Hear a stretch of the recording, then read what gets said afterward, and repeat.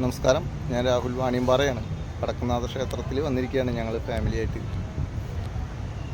അപ്പോൾ ഒരു കാര്യം കണ്ടു, അപ്പോൾ നിങ്ങളിൽ എത്തിക്കാമെന്ന് വിചാരിച്ചു. നമ്മുടെ ബിസിനസ്സൊക്കെ നമ്മളിപ്പോൾ ബിസിനസ് ചെയ്യുന്നവരൊക്കെ ആണെങ്കിൽ തകർച്ചയിലാണ്, അല്ലെങ്കിൽ ഒരു മോശമായ സാഹചര്യമൊക്കെയാണ് കേരളത്തിൽ. മൊത്തത്തിൽ ബിസിനസ്സൊന്നും ആരും എന്താ പറയുക, വലിയൊരു ഗ്രോത്തുള്ളൊരു സമയമല്ല. പല കാരണങ്ങളുണ്ട്. ഒരുപാട് യുവാക്കൾ വിദേശത്തേക്ക് പോകുന്നു. ഓരോ വാർഡ് തലത്തിൽ 30-40 വീടുകളിൽ നിന്നൊക്കെ വിദേശത്തേക്ക് പോകുന്നു.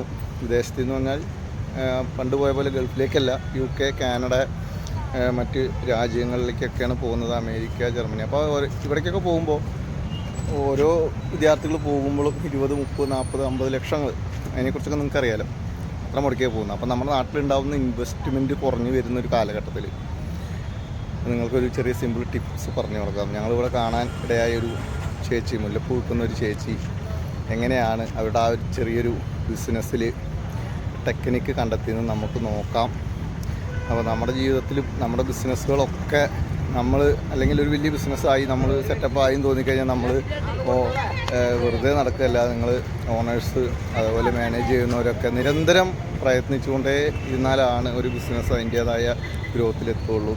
അപ്പോൾ ഒരു സിമ്പിൾ എക്സാമ്പിൾ കാണിച്ചു തരാം. അപ്പോൾ നിങ്ങളും അതുപോലെയൊക്കെ പ്രവർത്തിക്കുക.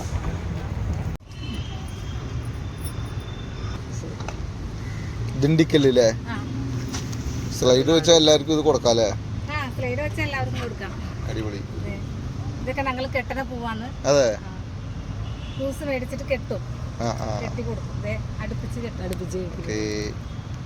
അപ്പൊ ഈ ചേച്ചിയെ ഈ മുല്ലപ്പൂ വാങ്ങുന്ന എല്ലാവർക്കും സൗജന്യമായിട്ട് സ്ലൈഡ് 2 സ്ലൈഡ് കൊടുക്കുകയാണ്.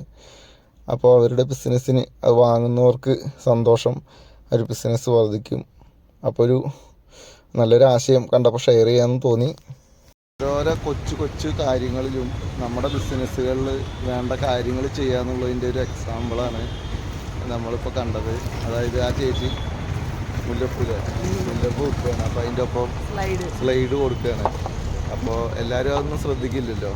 അപ്പോൾ നമ്മുടെ ജീവിതത്തിൽ നമ്മൾ ചെയ്യുന്ന ജോലികളിൽ എക്സ്പേർട്ട് ആവുക, അതിൽ പുതിയ ആശയങ്ങൾ നമ്മുടെ കസ്റ്റമേഴ്സിന് നമ്മൾ കൊടുക്കുക. അപ്പോൾ രക്ഷപ്പെടും.